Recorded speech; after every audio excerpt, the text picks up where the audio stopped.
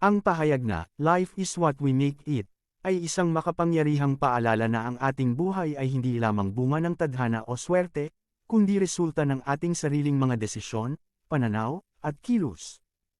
Isa, ang kapangyarihan ng pagpili, agency. Kadalasan, akala natin ay biktima tayo ng ating mga kalagayan. Ngunit sa bawat umaga, mayroon tayong choice.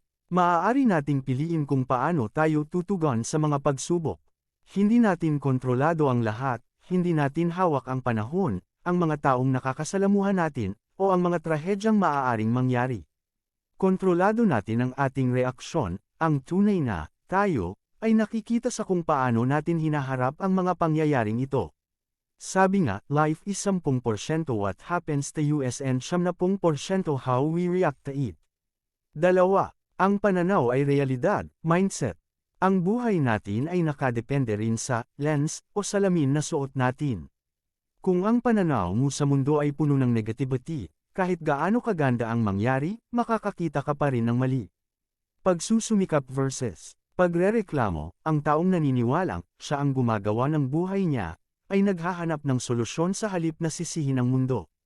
Ang mindset na ito ang nagiging tulay para makuha ang mga mithiin. Tatlo, ang paggawa ng kahulugan, creating meaning. Ang buhay ay parang isang blankong canvas.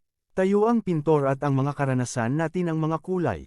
Responsibilidad, kapag tinanggap mo na ikaw ang may akda ng kwento mo, nagiging mas responsable ka. Hindi ka na naghihintay ng milagro, ikaw na ang gumagawa ng hakbang para maging milagro ang buhay mo. Pagtakda ng layunin, ang buhay na walang direksyon ay parang barkong walang kapitan.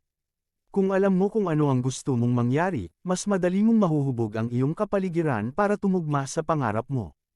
Conclusion. Sa madaling salita, ang "life is what we make it" ay isang panawagan sa pagkilos. Ito ay pag-amin na, hindi tayo passive na manunood lang. Tayo ang bida sa sarili nating pelikula.